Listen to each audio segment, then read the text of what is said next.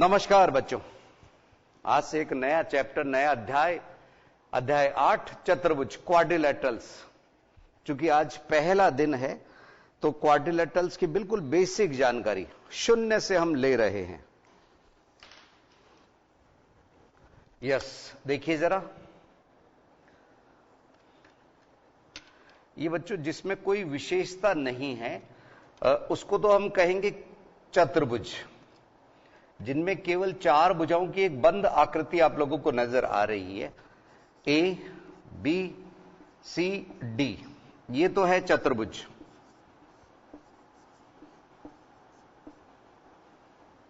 ए B C D.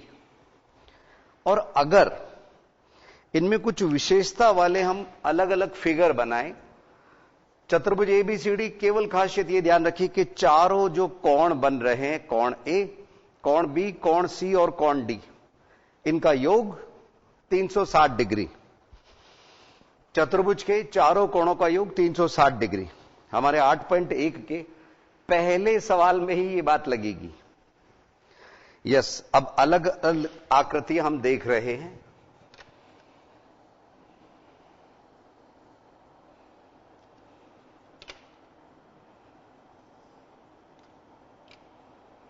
ये चित परिचित आकृति है, अक्सर आप लोगों को देखने को मिलती है।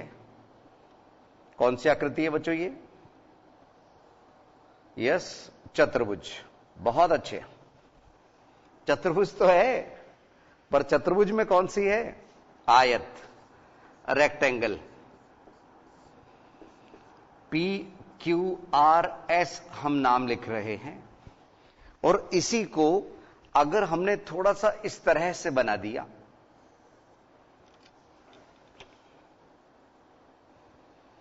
जो कोण 90 डिग्री के थे इसको हमने 90 से कम कर दिया और उधर को बढ़ा दिया। ठीक है ना बच्चों? आमने की सामने की भुजाएं बराबर रखते हुए।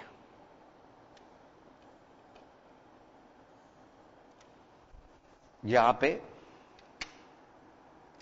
यस, ये भी देख लें जरा, बराबर दिख रही है या नहीं दिख रही।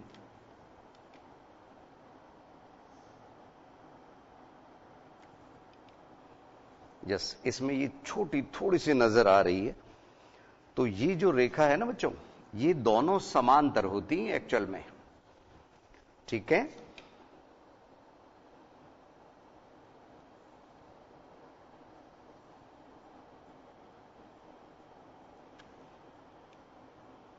बराबर एवं समांतर।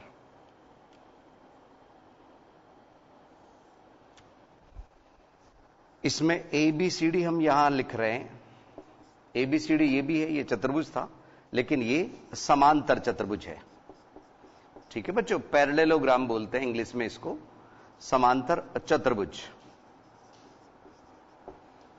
इनकी विशेषताएं भी अभी हम देखेंगे। इसमें ये इसके समांतर और ये इसके समांतर है। होने को तो इसमें भी समांतर होती है। अब हम ले रहे हैं आकृति वर्ग। वर्ग में चारों भुजाएं समान होती है और चारों कोण, प्रत्येक कोण समकोण 90 डिग्री। ठीक है बच्चों? देखिए,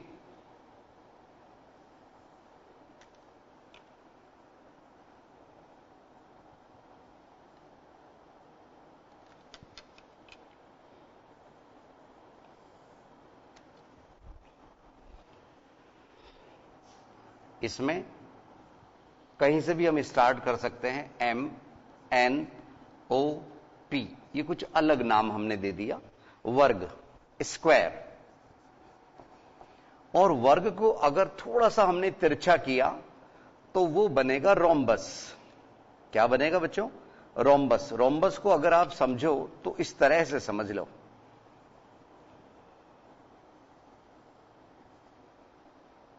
रोम्बस को हिंदी में कहते हैं समचतुर्भुज। इसकी सभी भुजाएं समान होती हैं बच्चों।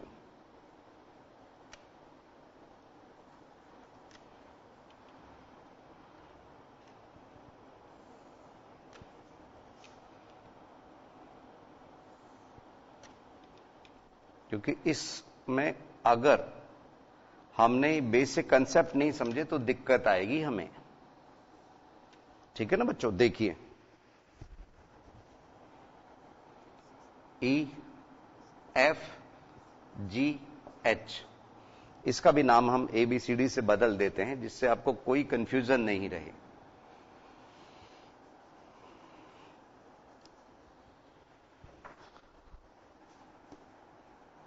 इसको हम स्टार्ट कर देते हैं KLMN।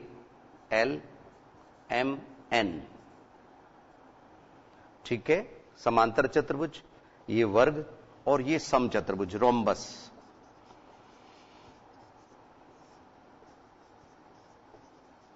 ठीक है, अब एक और आकृति होती है बच्चों जिसको कहते हैं काइट, पतंग। वो अपने आप में अलग ही है आकृति। ठीक है, जैसे हमने यहां पे इतना ले लिया और यहां पे किसी बिंदु से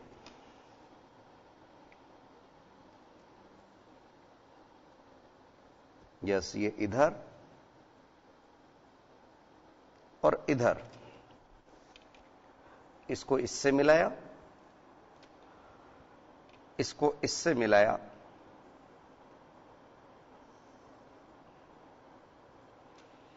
इसको इससे और इसको इससे।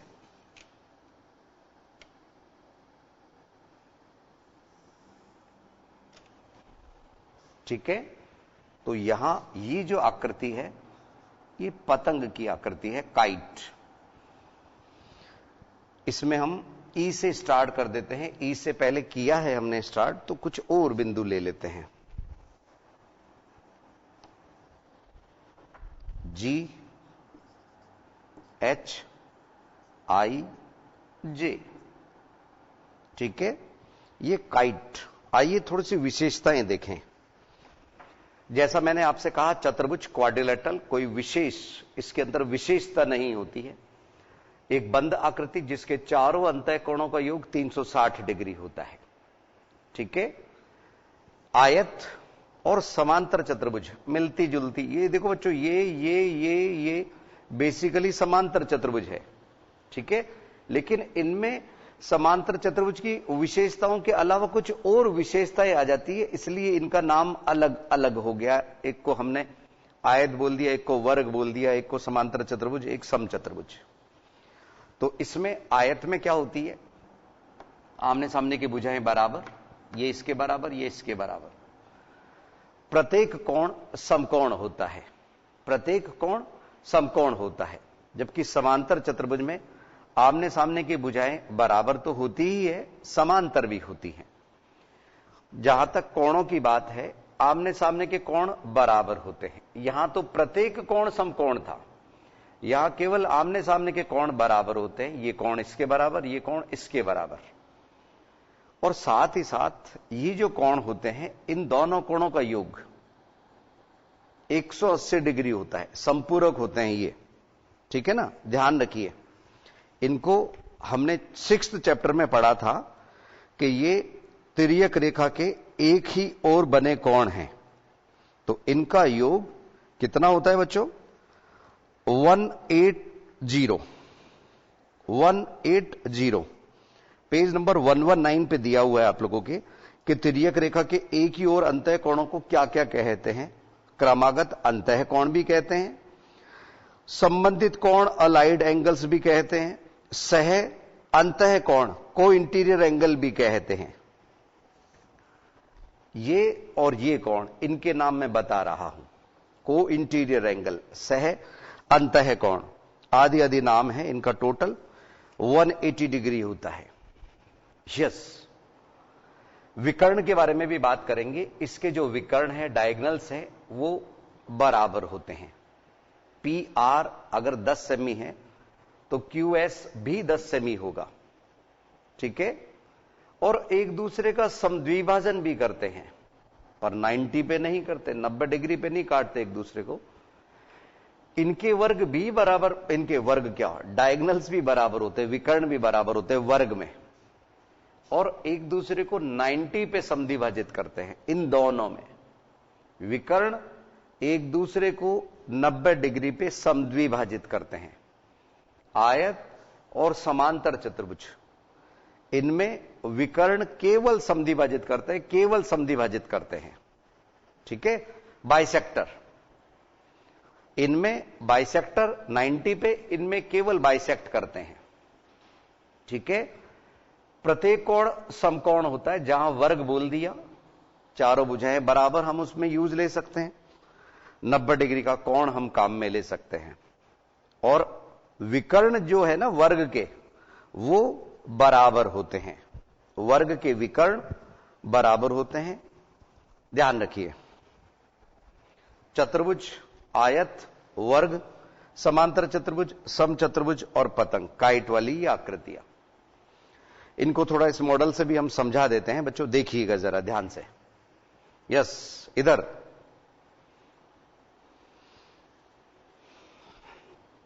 ये चतुर्भुज में कोई विशेषता नहीं है, हम एक हल्का फुल्का मॉडल जो पिछले साल भी आप लोगों को जिन बच्चों ने गौर किया हो दिखाया था कि ये एक हमने आकृति बनाई है आयत की।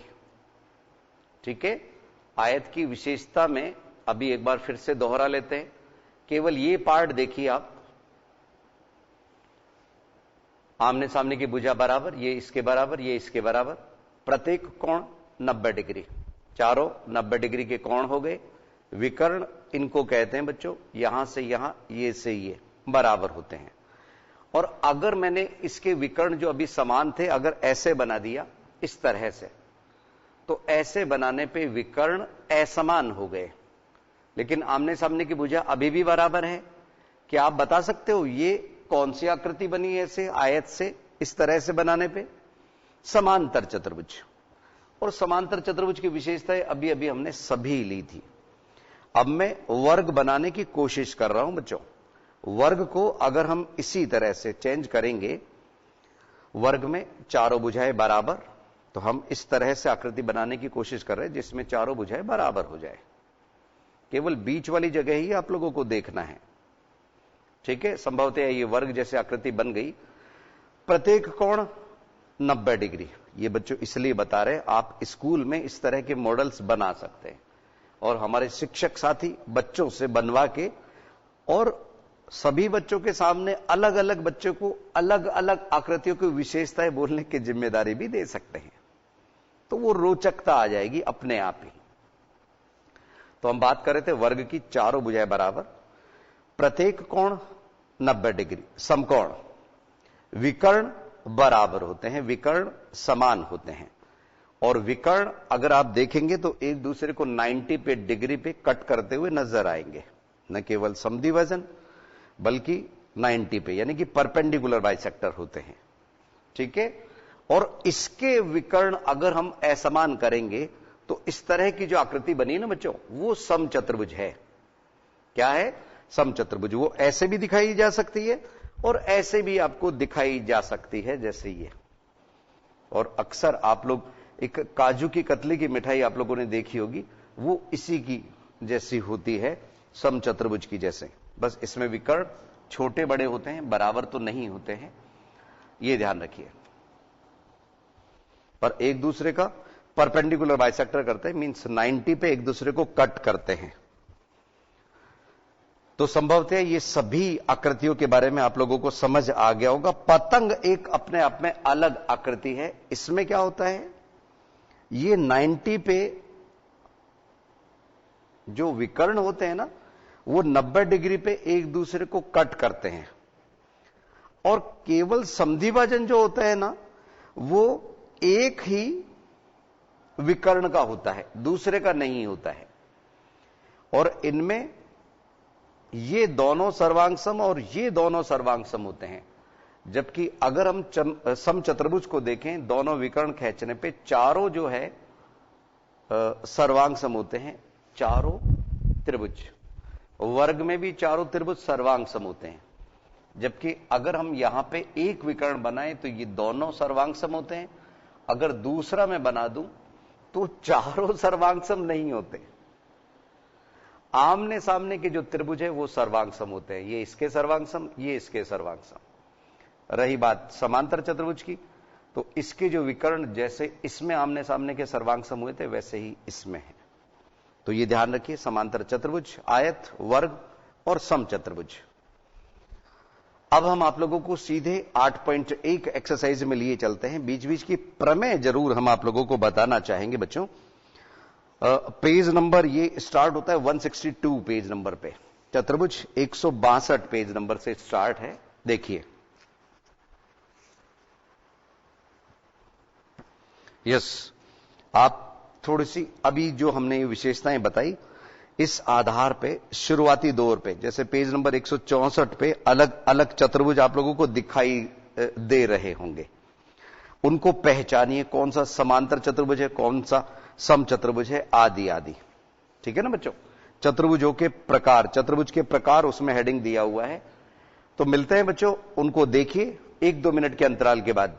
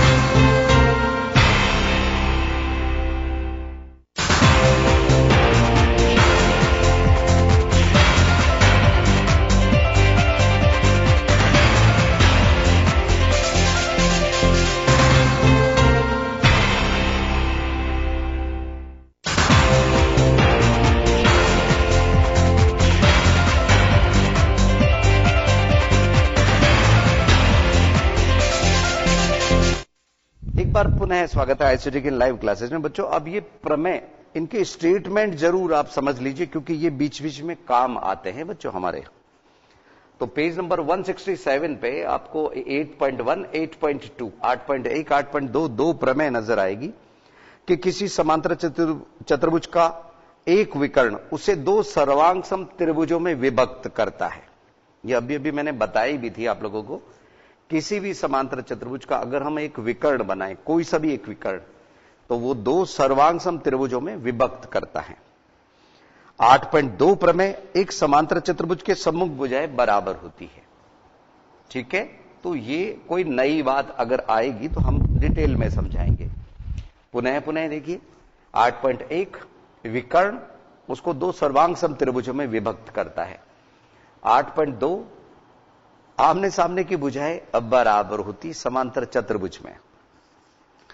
यस, पेज नंबर 168, 168 पे है। यदि एक चतुर्भुज की सम्मुख भुजाओं का प्रत्येक युग्म बराबर हो तो वह एक समांतर चतुर्भुज होता है। पुनः देखिए, यदि एक चतुर्भुज की सम्मुख भुजाओं का प्रत्येक युग्म बराबर हो तो वह समांतर चतुर्भुज होता है।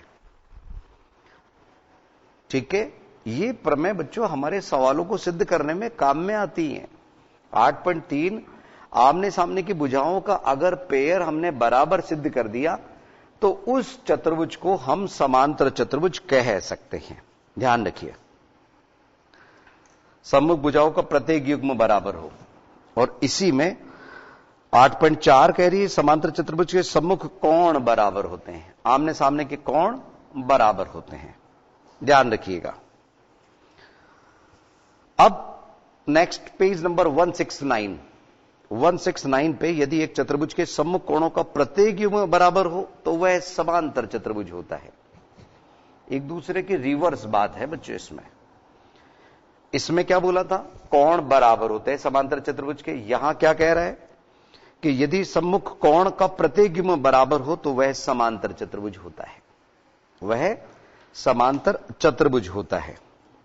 यहां 8.2 और 8.3 भी विलोम थी एक दूसरे की। ठीक है ना, 8.2 8.3 एक दूसरे के विलोम थी। यह कह रहा था समांतर चतुर्भुज की सम्मुख भुजाएं बराबर होती है, और ये चतुर्भुज की सम्मुख भुजाएं बराबर है तो वह समांतर चतुर्भुज होता है। अब 8.4 8.5 के बाद में 8.6 क्या है कि समांतर चतुर्भुज के विकर्ण एक दूसरे को परस्पर समद्विभाजित करते हैं। जो समांतर चतुर्भुज होता है उसके विकर्ण एक दूसरे को समद्विभाजित करते हैं, बराबर बराबर बांटते हैं। और 8.7 यदि एक चतुर्भुज के विकर्ण एक दूसरे को समद्विभाजित करे तो वह समांतर चतुर्भुज होता है। तो 8.6 8.7 देखो बच्चों, ये दोनों एक दूसरे के विलोम हैं। ठीक है, ये दोनों विलोम हैं और ये दोनों भी विलोम का सेट है।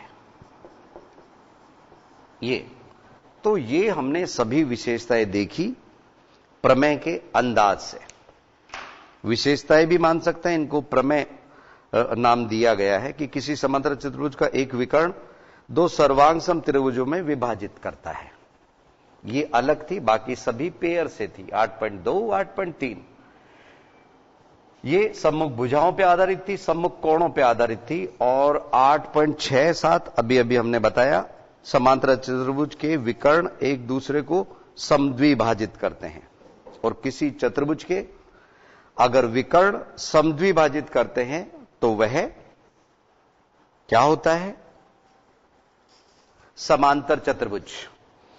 अब शुरुआत आज ही कर देते हैं हम। उदाहरण बच्चों आप लोग स्वयं देख लीजिएगा। हम आप लोगों को लिए चल रहे 8.1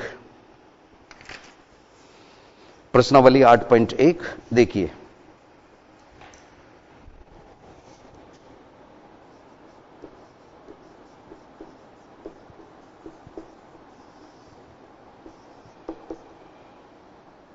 पेज नंबर 175 175। और पहला सवाल में कहा गया है एक चतुर्भुज के कोण 3:5:9:13 के अनुपात में है। इस चतुर्भुज के सभी कोण ज्ञात कीजिए। तो सभी कोण हमें ज्ञात करना है। कोणों का अनुपात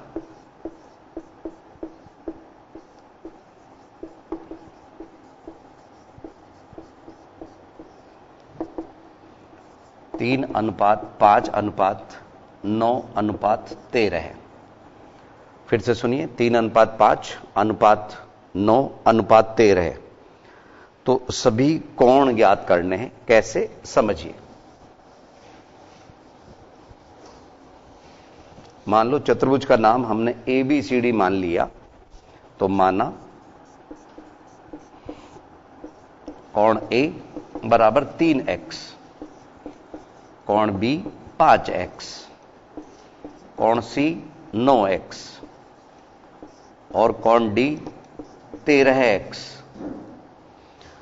यस बच्चों, अब हमें मालूम है चारों कोणों का योग, चारों कोणों का योग कितना होता है? 360 डिग्री। कोण ए प्लस कोण बी प्लस कोण सी प्लस कोण डी बराबर 360, 360 डिग्री। चतुर्भुज के चारों कोणों का योग। अब यहां ए की जगह पे हमने 3x लिखा, क्योंकि चतुर्भुज के चारों कोणों का योग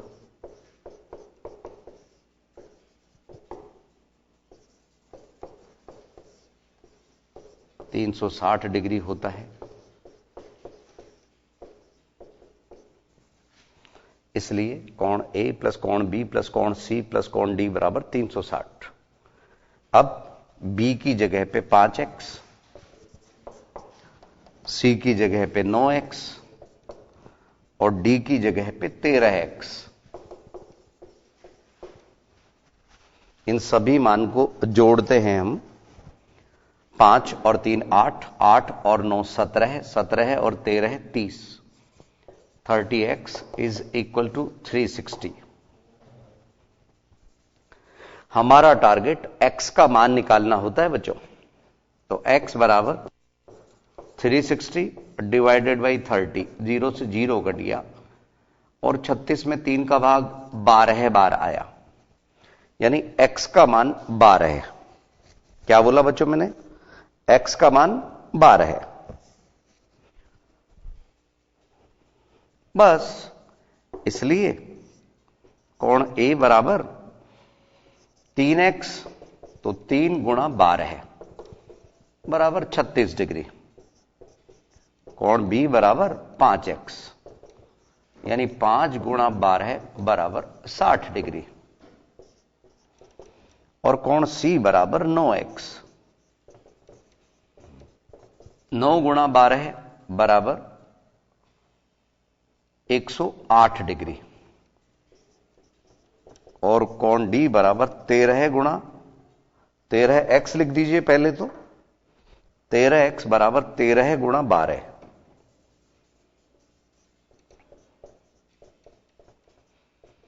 बराबर कितना? 156 डिग्री।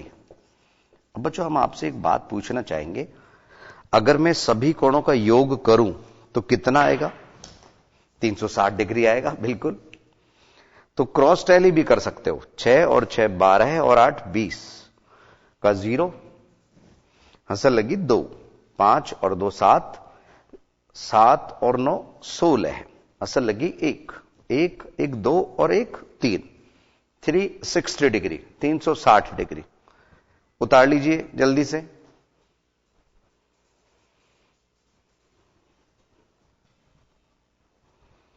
यस बच्चों,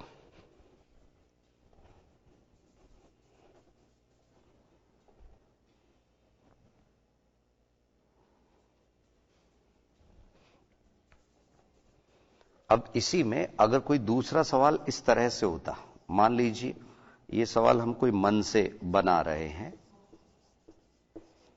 और अनुपात आपको बदल के दे दिए, क्या कि 2 अनुपात 3 अनुपात 4 अनुपात 6, 2 अनुपात 3 अनुपात 4 अनुपात 6, और इसी तरह से ये सवाल करना है तो आप स्वयं कर सकते हैं।